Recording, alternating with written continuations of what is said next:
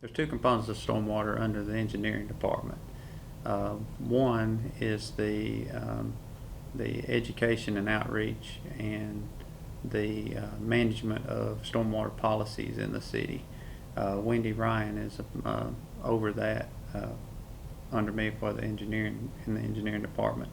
That is basically making sure that uh, the public knows that they're not supposed to dump um,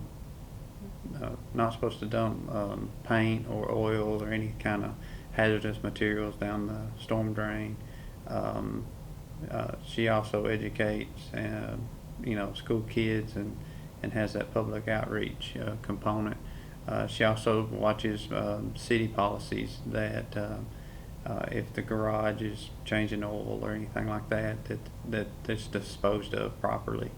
Um, so there's several aspects of that, and also making sure that just the public knows if they cut limbs on their trees or something like that, not to dump those areas in the ditches because that can cause clogs, and if you put your leaves out at the street, and a rain comes, then a portion of those leaves can go down and get in an inlet, which can cause some flooding. The second, what most people look is the public works side of the stormwater department.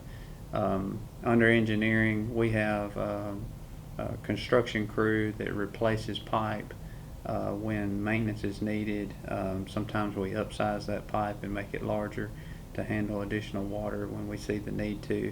Other times it may be a pipe that's just dilapidated, needs replacement, and we replace that. Also, the two inlet boxes on either side, or inlets that are collecting the water in the curb and gutter, getting that water down into a pipe system. Sometimes those are getting in need of repair, and we have to repair, replace, or patch those as well. Also, we have some streets that don't have curb and gutter and just have roadside ditches.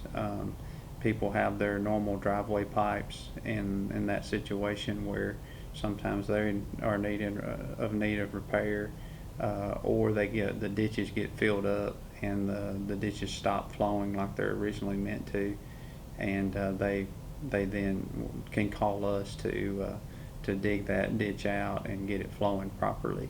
Yeah, and most of the subdivisions around town, and any street with curb and gutter, the inlets are there to collect the water up and get it underground. We try to keep those clean. The health and sanitation department, when they sweep streets, and they have crews that are supposed to keep those clean with routine maintenance.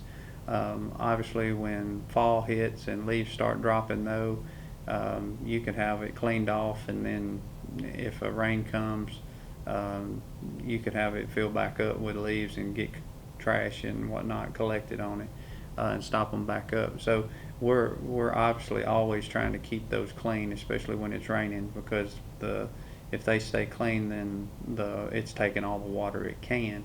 If it starts getting backed up with trash or any kind of leaves or debris, then it's going to start backing up water. If the public sees that and they don't feel comfortable cleaning that off, then they need to call into the city and let us know where those are. When it's raining, we have crews out trying to find those places, and we do know areas that are more prone to flood than others, and we know we have problem areas like that have a lot of trees that are dropping leaves during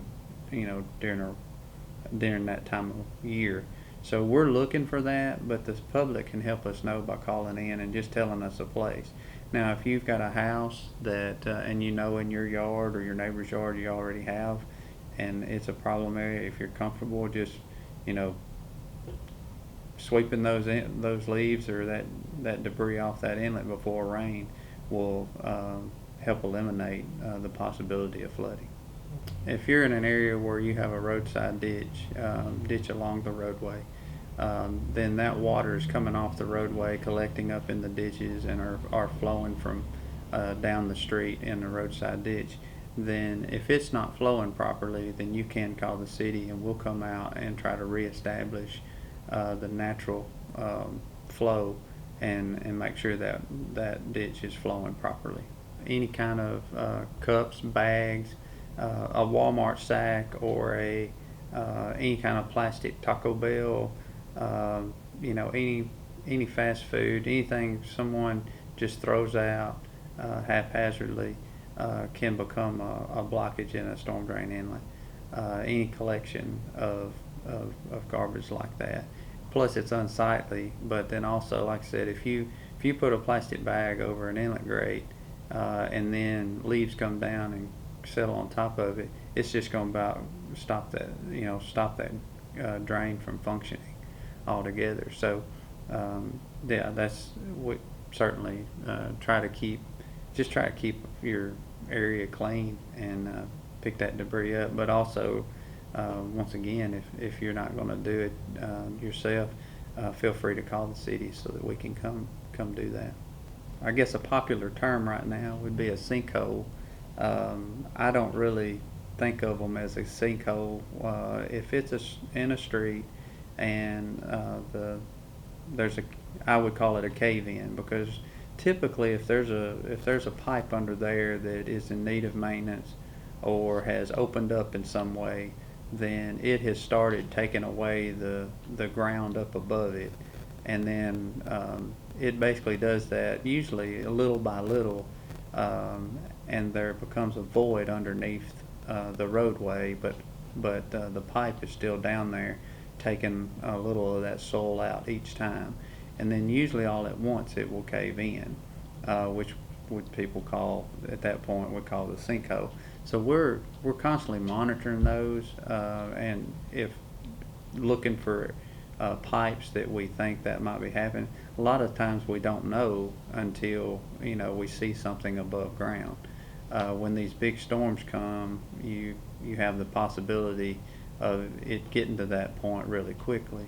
In 2010, when the 2010 flood came, that was enough rain all at once that it basically increased the amount of erosion that a pipe was taken out, and caused a lot of those collapses to happen at one time. Luckily, we were able to make a lot of those repairs, and since we've made those repairs, we know now that those pipes are in good shape. So each time we see that happening, it calls attention to a problem area, and it lets us know that the priority of getting those replaced should be urgent to do. I know that we have the maintenance side, the public works side of handling the storm drain system, but the education to the public just for what to do, what to be mindful of, and what not to do.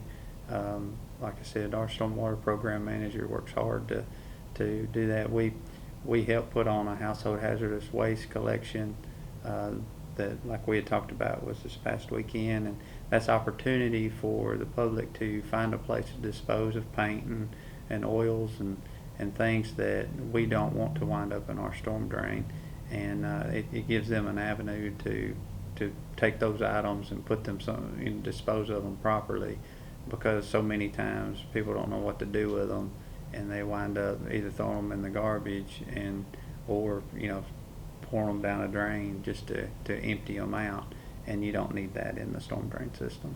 It all eventually winds up to the river.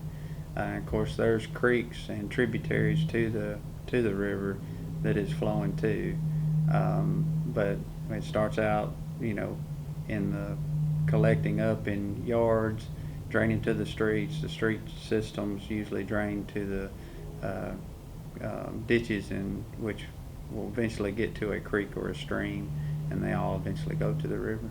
It's not so much the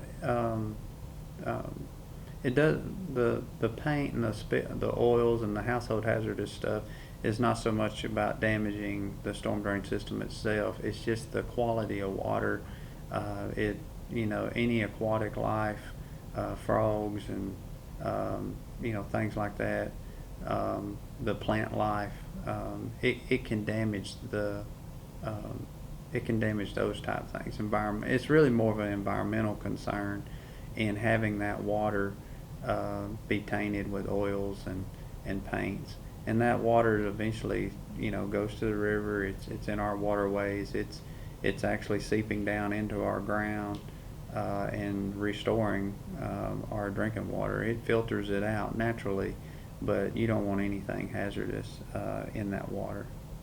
I think the biggest benefit is just for the public to be knowledgeable that the inlet grates need to be clean.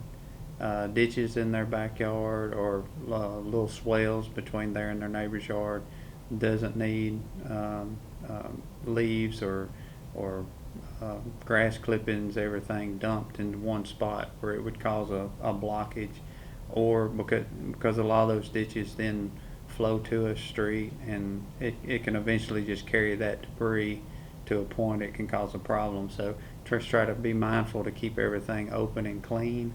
And then to also, I know they try to do public service announcements, but if you see water over the road and you think the road is under there, don't take that risk. If water is flooding, it doesn't take very much to sweep you off the road if it's flowing. And also, if you can't see the road underneath there's a chance that it could be washed out. And so just don't take that risk, but call in the city so that they can come inspect it. We would love for them to be the eyes and ears to help our departments know where to go. We try to be knowledgeable and thinking that someone will call something in is a big advantage for us, because we can't be everywhere at one time.